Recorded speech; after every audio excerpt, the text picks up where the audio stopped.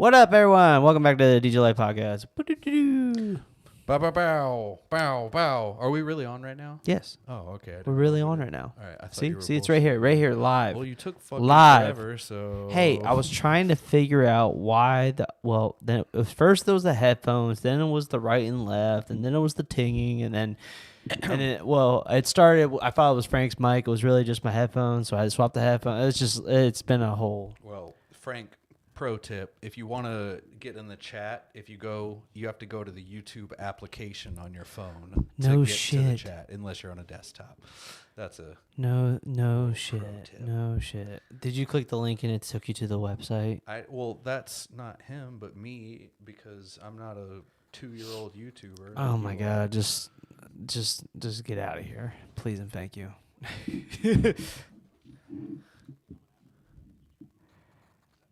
It's good to be in the chat.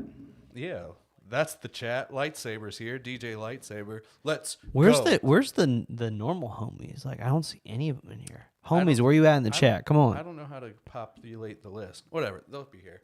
you'll figure it out eventually. Don't worry about it. Tonight's episode is actually not sponsored by Snoop Dogg, but we have his 19 Crimes Rosé on deck. Apparently, Rosé. if you download some application on your phone, Snoop Dogg will like tell you a story or something. Yeah, it's the 19 crimes in general. Like there's other bottles themed after like people. Like the 20th crime. Yeah, and so yeah. on. Like all kind.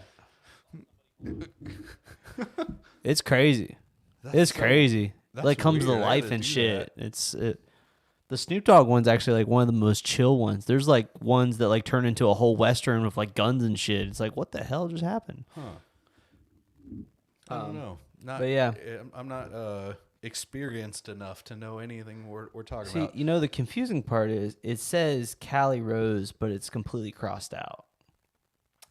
And I then got like nothing. all the other things are crossed out, like his name, everything. All it says is this is a 12% alcohol containing bottle. 12? Yeah, that's about average for wine. Is it?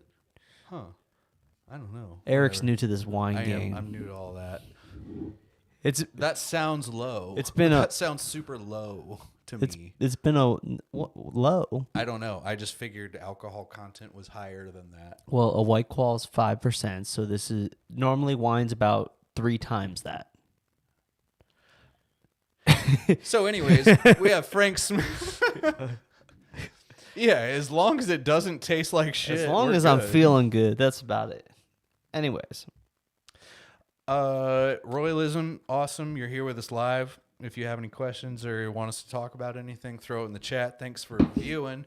Tonight we have Frank Smith of. Are you still with Great Hackers by chance? Kind of. Whatever. This was at one point with Crate Hackers.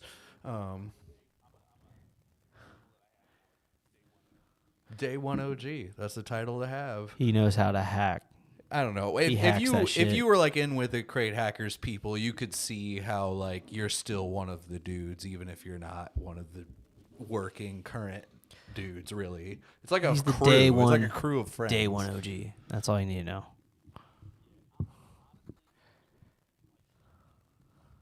Yeah. Right. Oh, you can't even really put See, that. he's got the Crate Hackers. It's right there between NLFX and DJ Life. It's on the thing. Oh. Don't say that. Blah, blah, blah, blah, blah, blah, blah. Wow, it's cool that you had our podcast sticker right there the whole time. That's so interesting. Yeah. The whole time, just Top corner. totally didn't just get it.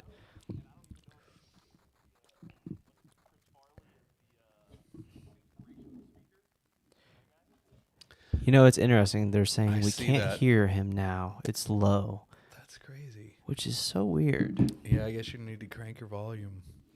Let's see if I can crank her up. Crank her up. Let's see. Respond. Yeah, respond in the chat about like his volume and if that's good. It sounds fine on our end, so that's news to us.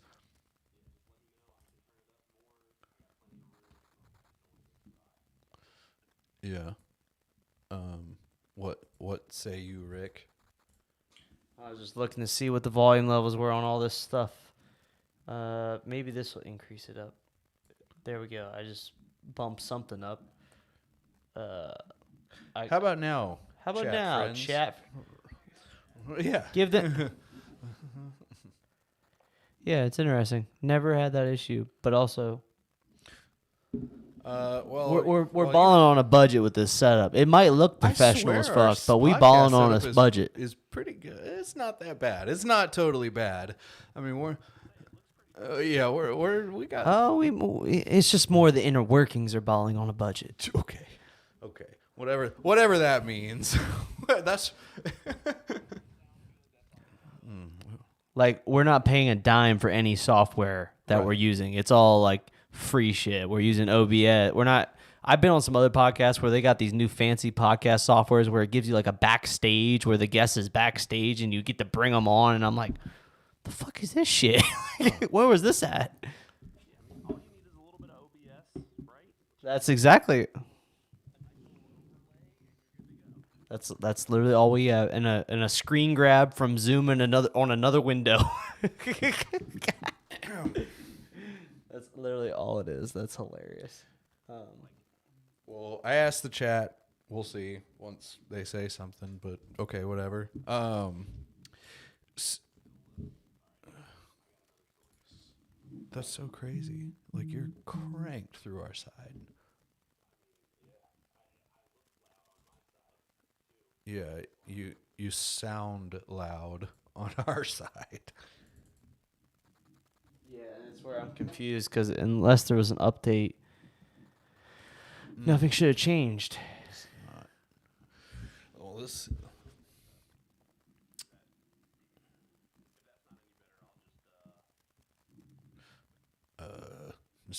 Just like yell. You just start yelling.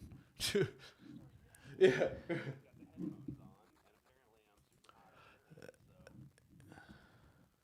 Select speaker. Yeah, I don't think you should turn it up anymore. I think. Let's try that. Frank, talk. Yeah, no, I'm talking. I'm here. Oh. I don't know. People gotta. Yeah, he. On the. Yeah, I don't. We can just talk. What's up? I had an issue of OBS 2 days ago. Oh, wow. Convenient 2 days ago. Wow, we haven't done a podcast in 7 days. Reconfigure the advanced audio properties as the main host and... fucking gay. You guys can just talk. I'm going to be over here. I actually don't. Ugh. So, all right. Anyways, Frank, I don't know if he said turn it up, but I think that they can at least hear you a slight bit now, so it probably is fine. Rick's working on it over there. He'll fucking work on it. Yeah. So you have a full-time day job. What's your day job again? Yeah. Yeah. Right. Realistically, I know what you do. I remember. But for the conversation's sake.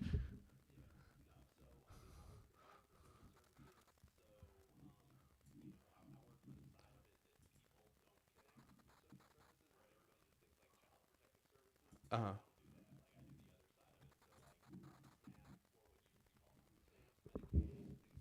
Mm.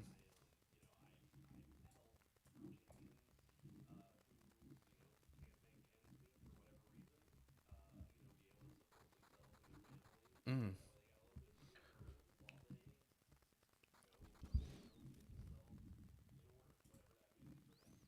Yeah.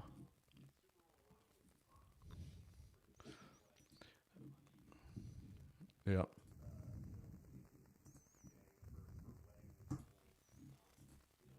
How did both of those jobs spawn at, I guess maybe not the same time, but like in your life? Like so different.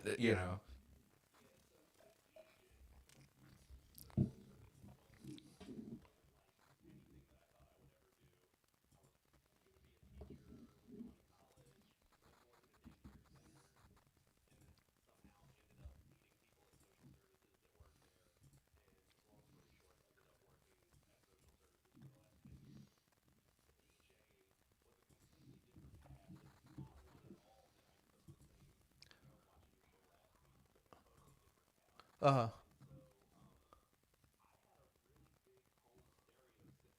Uh-huh.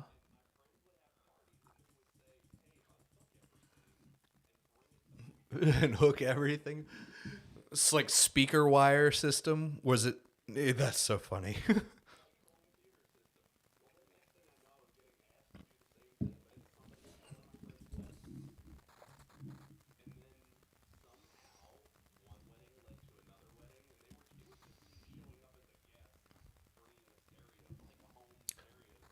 Uh-huh.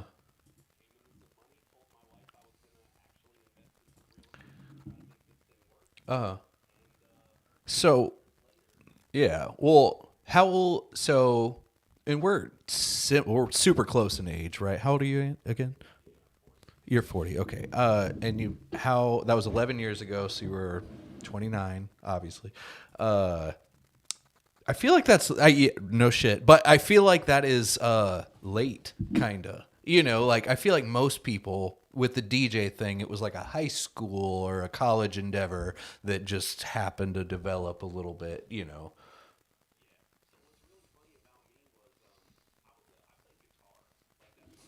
Uh-huh.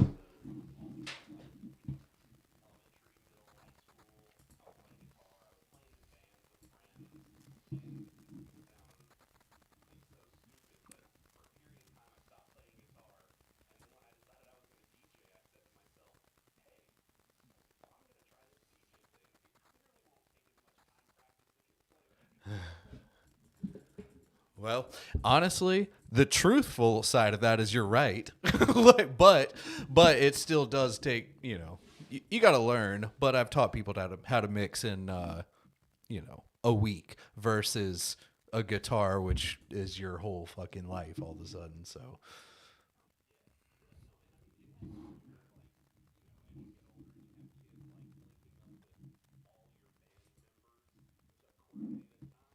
mhm.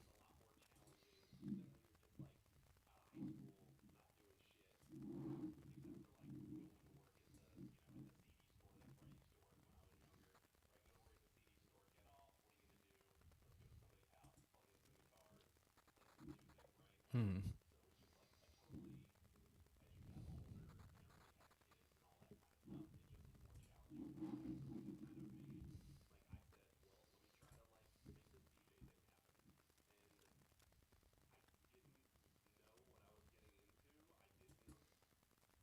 The world that I was stepping into. And, next thing you know, like, you're going to conferences and you're meeting people all around the United States that play, that are DJs that do stuff similar to you or different than you, and you're learning and you're talking, and like it was a whole world that I had no clue that was out there. Right. Yeah. Um. Yeah. I mean. So when you said speaker wire sound system, when I was like brand new, you can hear me, right? Rick did some shit and it sounds different to me. Okay, all right. But so when I was like super brand new, I actually don't even remember how long I had been DJing. I was into girl talk at the time, and I didn't discover that until I was a DJ. So, anyways, I got a job at some college night at a cigar lounge or something in the area. Um, but I didn't have equipment. I also just didn't know how to DJ. I was lying. I had turntables, but I wasn't good. I had never DJed in front of someone before. I was like mixing rap records or something. Whatever. But my dad had like some speaker wire old ass speakers. They were like 3 feet by 3 feet. They were complete squares, and I had to Covered in carpet. Yeah, covered in carpet, exactly.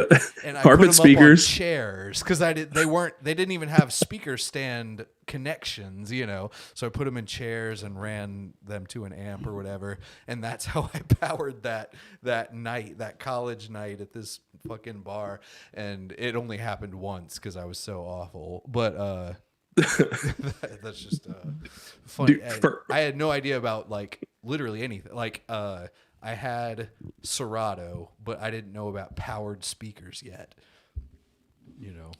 So man, my first gig was a wedding. My first real gig, like paid gig, was a wedding for some friends of mine that hit me up and were like, hey, like come DJ our wedding. And I literally had one of these PV. Yeah, it looks good. I think people are saying it sounds better now.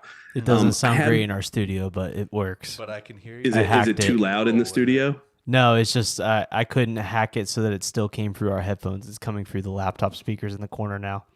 Oh, it's okay. We Just can hear sell you it great, like it's though. coming through the headphones. Right. Yeah, I hear it. Right? It looks good. It's coming through the headphones. So That's a lie. first, the first gig I ever did, I had one of those. I don't even know if you guys are familiar with this, but it was like a PV all-in-one briefcase system. Right? So yeah, I know what you're talking about. I've seen it before. It's so bad. It's really bad. And the funniest part is like this couple wanted like, you know, hardcore, like very heavy, like EDM stuff. That's what they were into. Well, like, so two things happened. First of all, the speakers just weren't going to do anything with any of that music. It didn't have the range. But then the funniest part was that's all I brought with me. They gave me a list of what they wanted. I brought it all with me. And then, like, long story short, it wasn't working with their friends. So then they were like, okay, play something else. And I'm like, I don't even have anything else with me. Oh. Right. And learned It's like I have a very YouTube quickly, CD that got put on here. Dude, it was so horrible. And like I went home and I told my wife I didn't think I was gonna like do that anymore. And then, like I said, I just decided to buy some real equipment, like level up, started watching some YouTube videos, right? Just tried to do what I could. Knew a couple of guys locally, talked to them. Long story short, right? Like here you are. So yeah, right. Yeah. I want to hear about Rick's first gig. Dude, Rick is going to have a struggle bus telling you about his first gig right now because he is still deep. I don't know what you're talking balls about. Well, we just can't hear ourselves now, so you just I gotta can hope live that with the that. volume is fine. If that's the deal, I can live with but that. we can hear you beautifully. Yeah, Frank, you're Well, I mean, beautiful. I'm glad that you can hear me. And I'm glad that I'm coming through for a DJ Trick, lightsaber, royalism. Yeah, everything's fine with the sound other than I can't hear myself, but I don't care. I'm good. We'll figure it out some I know other I'm time. talking. I believe that he is correct though. There was an update because there is different settings in the back end now, and so balling on a budget with OBS is fucking me in the ass right now. but because it worked beautifully a week ago, but there was an update. I've been using Melon app for a long time, which is like OBS's StreamYard kind of thing. Yeah. Stay far away. Really? It's so bad. Yeah, like if you grab this Zoom in there, it would be so choppy. It's bad. Oh my god. What was your first gig? My first gig. First paid gig? Yeah. First paid And gig. only tell us about the train wrecks. We don't want to hear about the good stuff. Right. Even if it wasn't a paid gig, the gig that you were like, I'm going to turn this into money. Oh my god. Oh my god. It just feels so long ago at this point. Probably was so long ago. What? Well, yeah, it was you're over a like decade ago. It's 24 crazy. now, right? So Say I'm 24 now. 24-ish, yeah. Right? He started like He 5 years ago. Dog. Add 4. He looks a good 27. Come on, you got to give him a little bit. Shit. See, I'm like so confused as to what my first gig was because I shadowed for so long. I don't remember what gig was like my first on my own. Someone the other day was like, So wait a minute. Did you? Oh, sorry. Go ahead, Eric. No, I was keep going. Wait, I was just gonna say, was your first gig not before you started? So like you got into it through shadowing? in a way, You were like, a cater assistant, right? I was worked for catering I was company? a lead caterer, like manager. So basically, I was the one bossing around the caterer, Who's making like the catering tacos? staff at all of the weddings.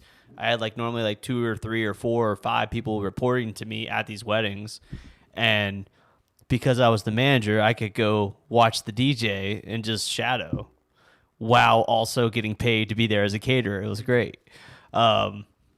But because I was always on top of my shit and I like was the best manager of the group, like they never said shit about it, so I was always able to do it. But I did have events prior to that. It was like at the same time. Like I was doing the catering, got exposed to it there. But then I also was trying to do like some birthday parties on the side. But before that, I was running like music for like the baseball games and shit for the high school and so like I had a really deep understanding of music already at the time. But I can't think of the train wrecks though that happened during that early on stages. Bro, I can literally because I was a so many gear fucked fucking up heavy funny stories. nerd. So like the audio distorting because I was pushing the speakers too hard was normally the only issue I ran into. My Harbinger speakers overheated occasionally. And like they would just basically shut off, and it was like, all right. One of the early on weddings, I think one of the funniest mistakes I ever did was, of course, I had bootleg music at the time, and I was using virtual DJ, and I learned to make sure I checked to see if I had the full song or not. For some reason, I had a get low version that literally just like a minute 30 in just stopped. Like it's like sure to get low, just stop, just nothing. And I was playing the song. It was a great wedding. I mean, it was 50-person wedding. It was small. And I was with my phone or with my camera filming the shit. Like, oh yeah, this is the highlight. And then the music cut. And I'm like on the opposite side of the dance floor. And everyone's looking at me going like, and I'm like sitting there like, I don't know why that stopped. Go over there just to find it's literally a bootleg edit or download that didn't have the full track to it. And I played it. That one sticks out to me. Other than that, I can't really think of like horror stories other than like DMX when I first started getting into it, literally just like not fucking working at all. Like the shit just going berserko. And I had to switch back to Sound Active, which just looked just as bad. Probably one of the funniest moments I've ever had, and it wasn't at a wedding that I was DJing. It was one that my buddy was DJing, and he is not a wedding DJ. He hit me up, bring some equipment for me. So we went to hang out. The bride is walking down the aisle to the bridal march, and he had downloaded a demo version of the bridal march. So it's like dun, dun, dun, dun, demo, dun, dun, dun, dun, demo. Oh my god! Watermarked on it. I had it was like every 3 seconds. I had an early on wedding. This is back when I was doing like $300 weddings. I mean, this is like this is early Rick Webb, like 2 Harbinger speakers. I'm not even sure I had a DJ controller. I was doing virtual DJ out the headphone jack. And the microphone in you used to have on the laptop was hooked up to a mic. That was my setup. This was before YouTube even like created. This is like 2012. Like 2015 is when YouTube started. And that was like the song. This was back before I knew that there could be other songs. They just like, yeah, just play the wedding. Awesome. And there's no coordinator because it's basic as fuck wedding. Like they're in jeans, polo maybe, and she's in like the randomest wedding in the world dress. And the time it's like supposed to start, I'm looking around. No one said it. I was like, are we ready? Are we ready or not? Like, and the groom's like, just play it. I just press play. Da, da. And like the maid of honor or whoever the fuck in like a t-shirt and shorts runs out the back and says, she's not ready yet. Turn it. Wait. Like just screams it. Everyone's like, what the fuck's going on? This was at the the VA? What are they called? The veterans place or whatever, the VAs. That was where that wedding was at. It's like a free venue basically for people. you know what? So many fucked up ass stories, dude. Like of the first like 2 or 3 years. It was years, before it stopped.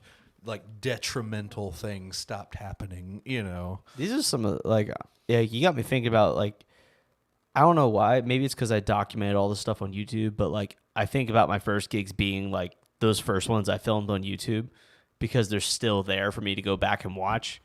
Because like the ones before I actually started gig logging, I was like just filming bits and pieces and then like putting promo videos together. so I can't really think about what all the details of those weddings were. I just remember they were Ohio weddings, and we went late as fuck. Like 1 a.m., 2 a.m., because it's in a barn with a fucking keg and just like none of the no formalities whatsoever. Everybody's in polos and jeans and t-shirts, and it's basically just a little rowdy little small town party. Yeah, That's all I can remember. Yeah, Ohio, Virginia, North Carolina, we all have small town type of vibes a little bit, in like at least in most places of that. Dude, I've literally, man, I played like a metal cover of the First Dance song once, and it was the only version on my entire computer. I didn't have the right one, you know, and there was no Wi-Fi. I literally, and at the time I didn't have the resources that we have today, that I just didn't know about, like, a backup computer and like double checking your files and Spotify, like, just like, you know, if you really truly need to stream it. But you get my point though. Yeah. Like just a backup solution, and I didn't even care. Also, I had all the money in the world. LimeWire days.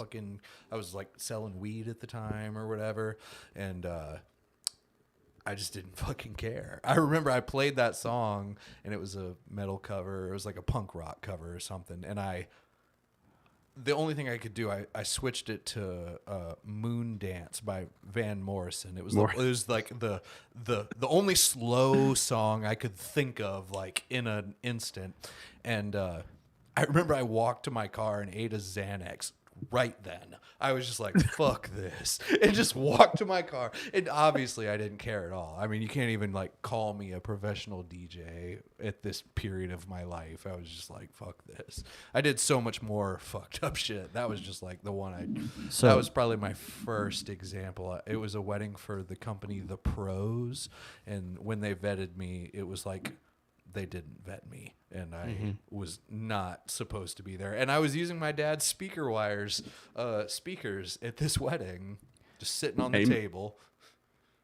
With black and red wires. I at least had Harbinger speakers when I did my first wedding. It was substantially uglier than just what I'm talking about. There was a lot of other shit, like gross speaker wires to an amp, and I didn't have long power cords, so everything's like plugged in on the table. Like, it's just like, oh my god, no, dude, my first setup. So I remember being so proud of myself when I got my second Harbinger speaker, because I saved up money, bought the first one. And then I got the second one. I was like, oh, we got a system now. This shit's loud. But I was legit running headphone out of the laptop into a headphone splitter, headphone extension cables to the speakers. No XLR. I didn't know what XLR was, RCA, quarter inch. I just knew headphone jack, because that's what I've been using at the home stereo systems and stuff. I was like, just headphone jack cable. Run it over there. Like, I remember buying the 10-foot headphone jack extenders at Walmart and, like, purchasing, like, 8 of them and walking out like, yeah, I got cables now, baby. I would love to, like, take the original setup that we all had and set it up somewhere and, like, throw a big party with a bunch of DJs and see what everybody thinks. It's funny we'll call it the trash DJ setup party. Because, yeah, like... in the beginning, I'm using my fucking dad's hand-me-downs, selling my... I used to have, like, an electronic drum set. I, like, sold my electronic drum sets because one of my turntables broke or something, and I didn't have enough money to fix, just whatever the bullshit. And now, I was like, I think that we're going to try this all-white DJ setup thing. I buy Danny Mac's booth, all-white DJ controller, brand new, like, with everything, a brand new microphone set, brand new... I don't even know how much those speakers were. The LD, whatever they are, it's column speakers. It's like $3,000 just all the stuff. It's just like, I think that I'll buy this DJ setup. It's just we're here now. I will say that we're in the career at this point. That's why I got my hand tattooed. I was like, I'm in my career. I know I'm doing this DJ thing at least for the rest of my life. I can now get my hands tattooed. That was like the decision. Mm-hmm. So wait a minute. Erik Massengale has the all-white setup? No, Dow Oak has the all-white setup. I do have. Yes. That's so funny, because there was like Has it gone out yet? A week. Oh, yeah. We sold it a couple times. It's paid for itself. Well, yeah, Like, it takes one gig. No, not for us. Not for the bottom feeders of the world. Mm. And technically, I'm only Takes counting counting price. profit. You know, and then I'm the profit from blah blah blah. It's paid itself off. It's a slow moving thing, but yes, I have an all white DJ setup. I just would have never pegged you for an all white DJ setup. Me either. But and it's funny because I'm always like, yeah, you think your all white setup makes you more money, and we literally did it To make more to money. make more money, and with using it, have made more money. So after all that, you know, I will say, even though I think I'm always right, I'm usually one of the quicker people to be like, I was wrong, and actually switch my own opinion, even though I was a douchebag to begin with, the whatever thing is. So I will say I was wrong, and it is possible. But you have to be in the right position to have white gear make you more money. And I was in that position. Y'all probably aren't. The people I'm making fun of. Well, the problem is, and it's kind of just exactly what you said, is that you bought it with the purpose of upselling it versus DJs now that literally they see it online. They're like, I'm going to buy an all white I setup. can charge And then they more. use it as a why I'm different factor, not an upsell factor. They're like, I'm different from X, Y, and Z company because I have an all white setup. And people are like, that don't fucking matter. I always Versus in your wonder, own like- company using it as an upsell. I wonder, because obviously I agree with what you just said. Yeah, obviously. It's like an Obviously. actual fact. It's a fact. However, we are in the 1% of DJs of the world. We just are, because the other 99% are the bedroom dudes and the people who just don't know anything, you know? And I mean, we invest in ourselves. We're definitely the 1%. I wonder if what you just said is only in the minds of the 1%. You know what I mean? It You is mean the people definitely that are only- in this business to make money and make a lot of it, Yeah, but I'm just which is the 1%. the right. it is definitely only in the minds of the 1%. And it's, you know what though, and I, like you said, not all the 99% are guys are people that are DJing like events, private events like we are. But of that 99% that do that, it's hard for them. It's scary for them to take that jump into charging for things like that. I remember when I took just because my original packaging is totally different than what I'm doing now, just like everybody, right? Of course. And when I pulled just basic dance floor lighting out of my regular package, and now my package was just me for 4 hours. Hell yeah. That was like a scary moment to say, you know what? If you want me, you got to pay a little more for dance floor lights versus all the other people in my market that just have these like all-inclusive 4 hours, 6 hours, 8-hour packs. And let me ask, are you getting booked more now than what you were before? Oh yeah, for sure. You're a schedule limiter, which is what though. happens. See, where I want to go with what you're saying is, I've realized it, and I think talking with Joe Bunn, same thing. Once you take just that first step to charge a little more, and then if the cards are right, and most people that are charging more, they're doing it because they want less events, they end up getting booked more because it's like your price is more validating what it is you are bringing to the table, and then you up it again, and then you keep getting booked more. And then now it's like an addiction. It's like, how high do I have to go before you guys stop booking me? Yeah. And I mean, it's fun. I literally, my situation is different, right? I As an eventually had to, As an As an individual, not a company, individual. Eric's over there shaking his head like, you can't do that. That's stupid. That's Stupid. That's stupid. I hate you. so I ended up, I have to pull back now because my kids are getting older. I got 4 kids, 3 of them still at home. Right. They're all getting You old. have They a want limit. dad.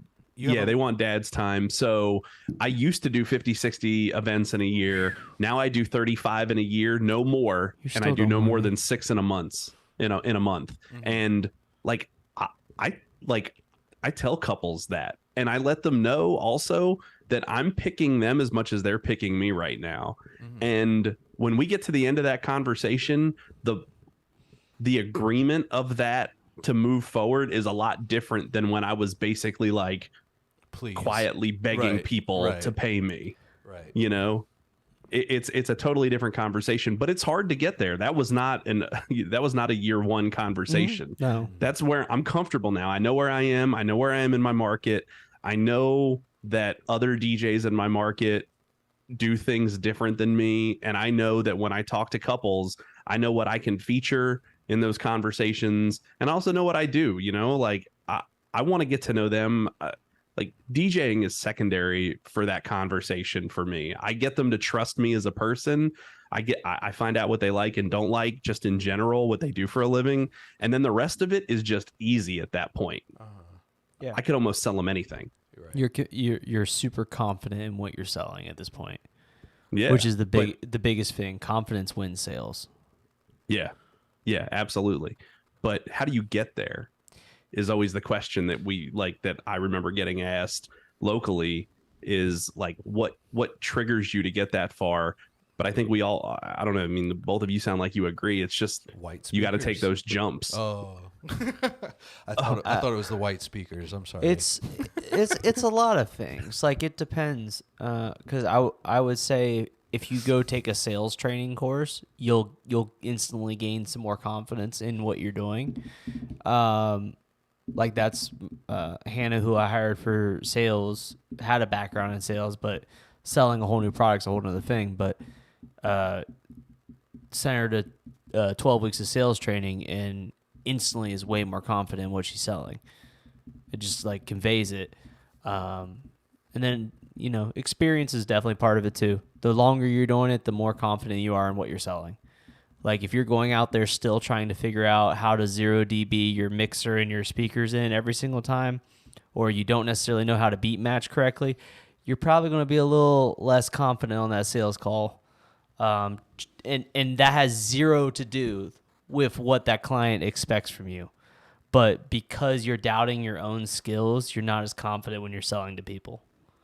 So get good at lying is probably the best advice out of that. Get good at lying.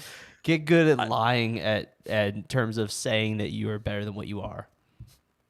So, some other people who have been on here that are, I'll just say they limit their gigs. I feel like that's the difference right there. Someone who limits their gigs versus someone who, like me or Rick, who have other people or whatever.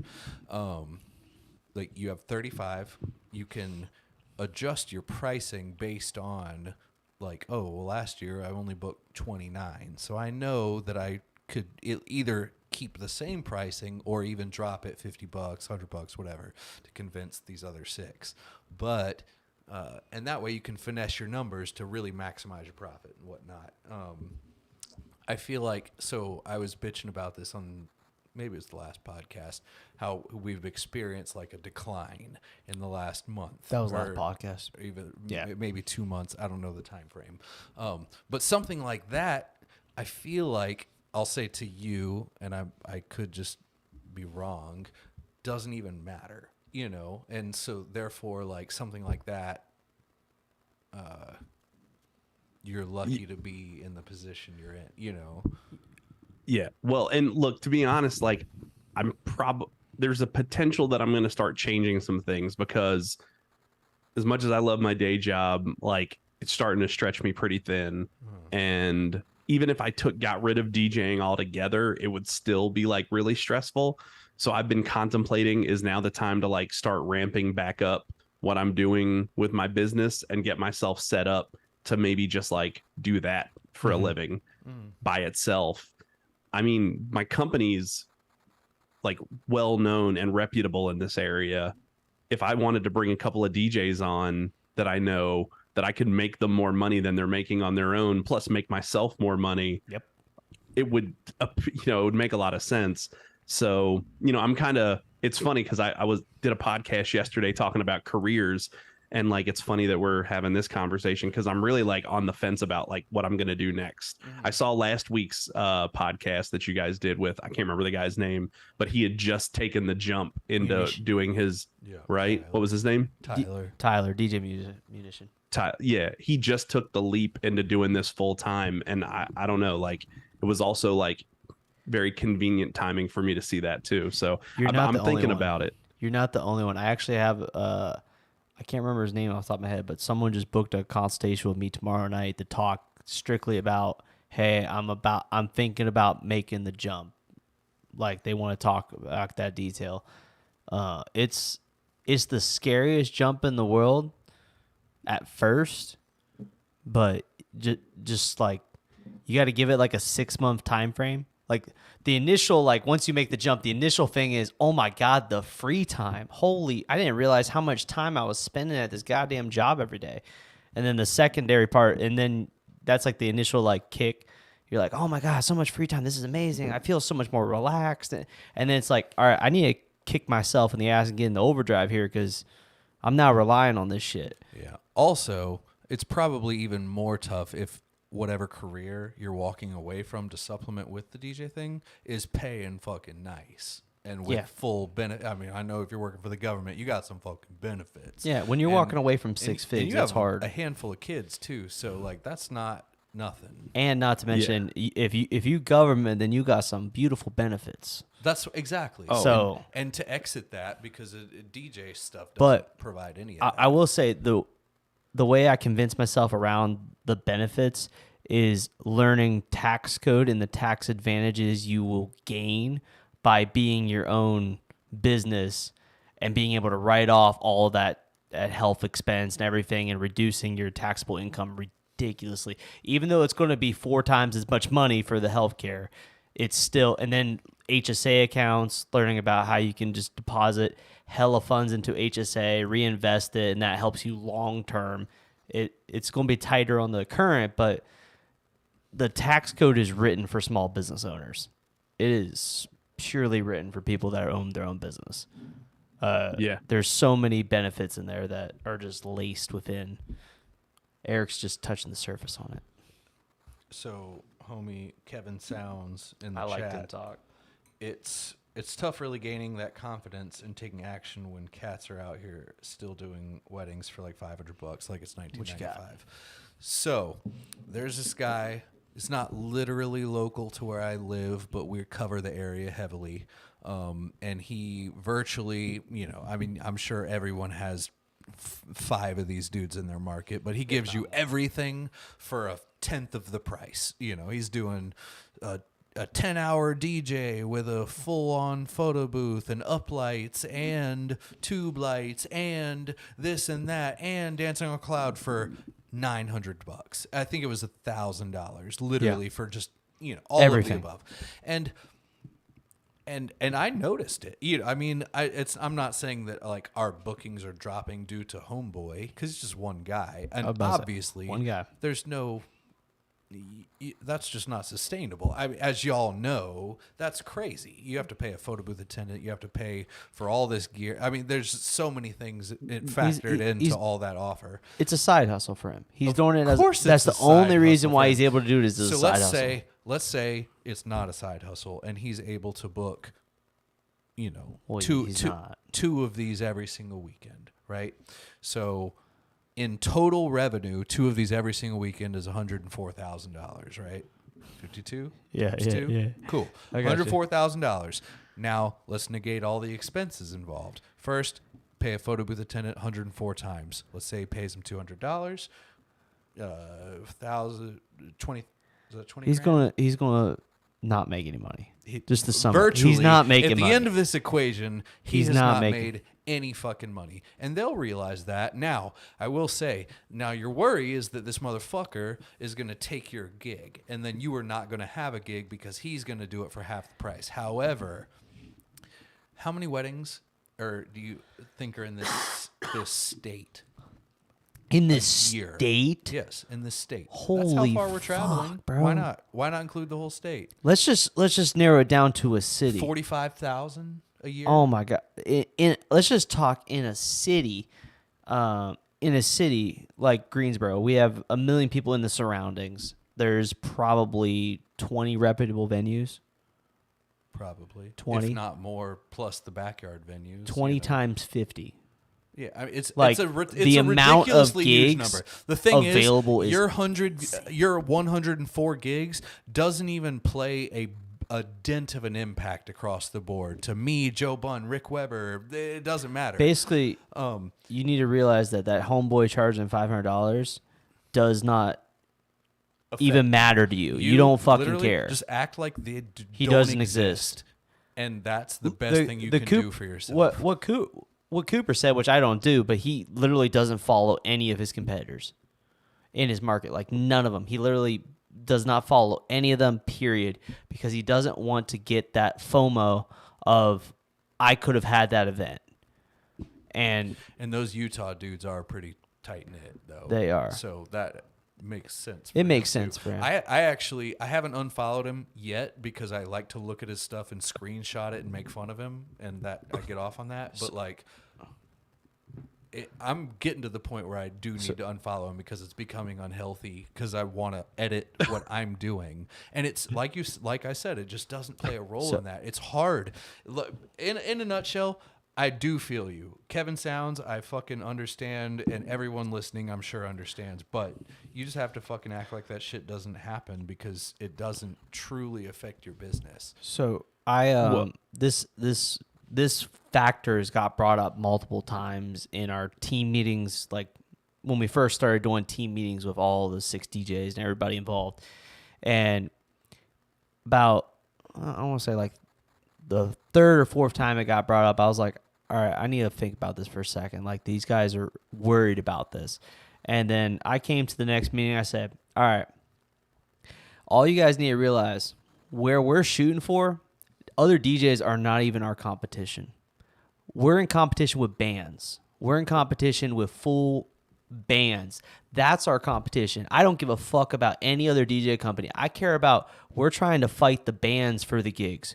We're trying to get the high-end clientele that's on the border of, we could afford a band or we can get a DJ. We're trying to beat out bands. So we don't even care about them.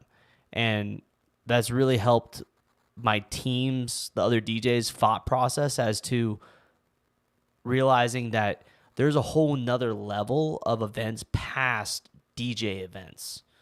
Like, it kind of like what you said, there's so many weddings to go around, and the price points and the categories, there's clientele in every price point in every category.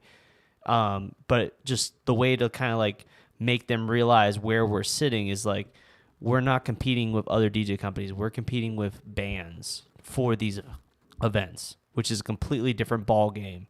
Like, we don't care about the 500. We don't care about the 100. We care about getting this higher end clientele. So, yeah. The other thing that I would say, and at least this is the way that it. He's talking to me. Yes. the way that the markets work, I mean, everybody's market is a little bit different. But when I went into the market that I'm in now, when I started, I tried to do like little local DJ company. And then I did not realize that 30 minutes away from me was a huge wedding market. Somebody suggested that I put my name out there over there, and I did. And then I was literally contacted by a booking agent that said, hey, we heard you do good work, but you charge too little. Nobody will take you serious here.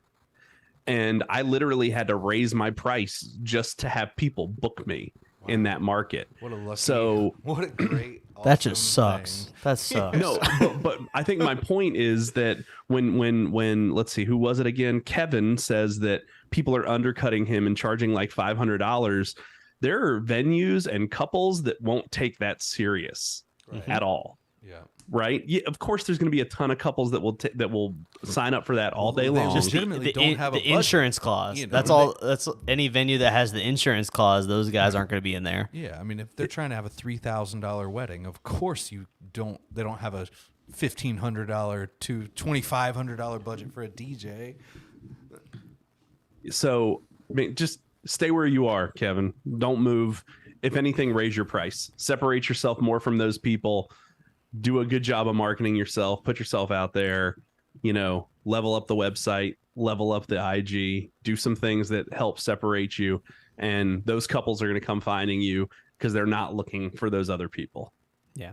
And it'll be scary at first, and you will probably see a dip in bookings for a minute while you do that upper increase, because all of your current leads were looking for cheap Kevin, and now you're expensive Kevin. So you got to refine that new clientele, get a new pipeline in there and educate them, and then take off.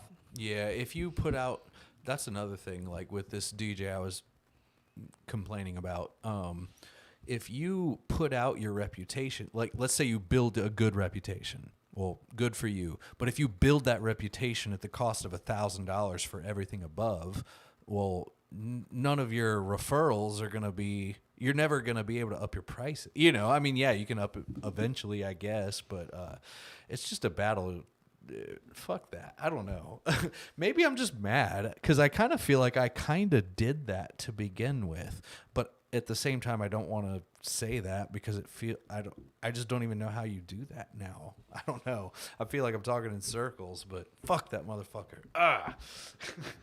You sound Yeah, like well, Joe I mean- Budden talking about the dude that like exited his company and fucked him over right now. I mean, and what I see, Kevin just hopped back in and he said, is there a certain type of marketing that reaches the higher end clientele easier because it can't be social media, but I could definitely be wrong. It is all of your marketing. It's honestly, it's knowing your brand's voice more than anything. It speaks to like your clients. I have couples that contact me in my area, and they've done is looked at every DJ's website and every DJ's Instagram, and they're like, yours was the best, and so we're here and we want to talk to you. That was literally it. If you're, people also forget about it. Social media, if it goes dead, people think that you're closed. They don't know, right? So it's not about like speaking to a certain clientele. They're just going there to validate that you're working sometimes. Right. Yeah. So you They have just to be wanna see active. A recent review, a recent post. The- It's like, all right, they're alive. Perfect. You know. My only advice on marketing, and it's like, it's what I do in every single business, and it's just the fact of the nature of the millennial and the Gen Z or whatever coming after it is, you just got to be omnipresent. The amount of time, because of social media, because of TikTok, all that, you have to be in front of them in so many different ways before they even bother to look at you, that you just have to be on every fucking thing possible. Talking to a lot of the businesses in my business group that we're in right now, when we're talking marketing budgets, it doesn't matter where we're spending our budget. It just matters how much are we spending. We're not trying to really see if like Google is paying off versus Facebook and Instagram. It's like, no, we want to spend on Google, Facebook, Wedding Wire, the Knot. We want to be on all of these platforms because we want someone to go to Google and find us there, and then they go to Wedding Wire, find us there, go to Knot, and then they're is like, true. okay, now I'm going to inquiry. It is because true. I see them on all those sources. It validates them. A big measurement to track is where you're booking your gigs, obviously. Hey, where'd you find us? The But Knot, it's hard to Wedding track Wire, now. The Knot, It's Wedding so Wire. hard to Well, track which one now. is it? You can't define, and that I don't. sucks I that you stopped truly- defining them. Well, that's why I don't even take that metric anymore. I It just doesn't look at matter. cost. Like if you tell me, I don't care if you tell me Google, Wedding Wire, or the Knot. I believe you saw me on all three. You know what I mean? I just don't believe this one's outweighing the other because it boosts each other, and you just happen to stop, and that's when you made the decision is on one of those three to find Yeah. us. I love it when people go to my contact form and tell me that they found me on the Knot, right? Or the It's like, Wedding Wire, well, because you then just it's like, went to our okay, well, website. I stopped exactly. caring about that metrics. I literally stopped caring. I literally Well, it's not valid. It's just not a valid What I- metric. what I What did are you going to was- do with that information? Like, So the only things we track now on when it comes to like lead metric is, was it from a paid source or a not paid source? By that I Yeah. mean like referrals, client referrals. Vendors. So we Yep. track those two metrics separately, and then we compare them to like how much are we spending in our marketing spend for paid ads? How much are we spending when it comes to our vendor relationships? yeah. Those are the only things Yep. we correlate the two together. Like, are we building really good, strong relationships with our vendors, with our clients, and how many leads are we getting? That's the only two metrics we look at now. Yeah. We pretty much Yeah. just measure incoming leads to see if we're on any unexpected vendor lists that are new, you know, and then it's like, oh, we'll put dollars that way, you know. Yep. Yeah. Yeah. I mean, I think it works. I think it works a little different for like big business It's just different, versus and that's what I was. you said, like small Yeah. businesses like we all are. It's just a different game plan. It is really not the same conversation. It's not. It's weird, to say the least. It's a weird way to think about it. Yep. But that's I like the wording I put in the chat, omnipresent. That's a When good it comes word. to- That's when a long one. I could spell it, but I would make a joke about how I couldn't spell it. But Well, thankfully my thing corrected me when I was spelling it because I was definitely spelling it wrong. I got omni right, and then presence. I was what the fuck that word is, but present. Okay, cool. Presence. There it is, right beside present. But yeah, no, just being everywhere and anywhere. That's a tattoo. That's not a watch.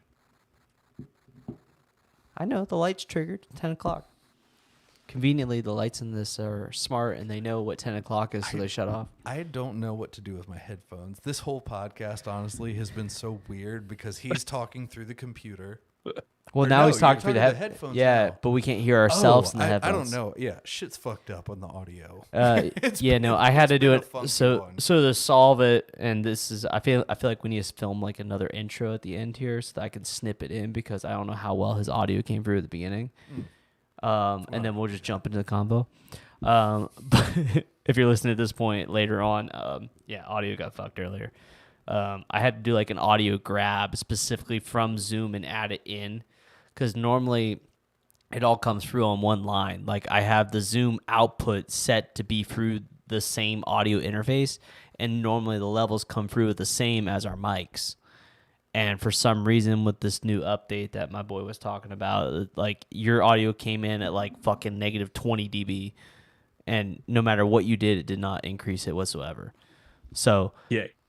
Because I'm super hot on my end still. Oh, I know but you. I was I trusting. hadn't. When I finally did that grab, I had to like drag you down to negative 20 to get you to a normal level. Like you're coming through hot, but it's just the problem. It's just the audio has been fucked up. But because of that, I can't hear myself and Eric and you in the same headphones. I have to choose. So for part of the podcast, we could hear ourselves in the headphones, and you were over here and the speakers over here, and then I switched it. So now we can hear you in the headphones, but we can't hear ourselves. So we have to like, it's a pain in the ass. But anyways, live stream It works. problems. it's the point of doing the podcast live. This shit is not planned, not staged, not nothing. It just flows. You never know what could happen. Yeah. But I will say, audio is the worst one that could be fucked up. If video is fucked up, we can work around that. Facts.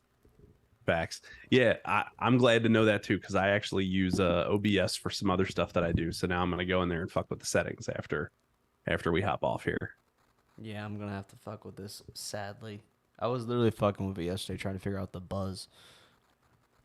And now there's a new update. But anyways, so cool. Let's go ahead and close this out, and then I want to film a quick little, or just stay on here and do a little intro. All right, Frank, if anyone were to want to ask you any questions, where would they find you on social media?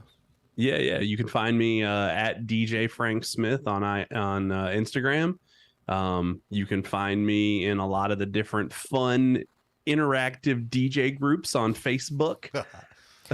Chatting it up. Sorry, I had to do that just because I knew that would like have Eric's brain melting on the inside. But at DJ Frank Smith on Instagram is probably the easiest way to get me. Awesome. And if you guys are still listening to this point, you guys can listen to the audio, which hopefully is better than what we came to here on the live stream, on all the different sources. Spotify, all them sources. It auto populates on Apple, Google, Chatbox, Castbox, whatever the hell you're listening to podcasts on. Follow us there. You can listen to us too in the car. Anyways, signing off. Rick, Eric, Frank. Thank you guys. Good night.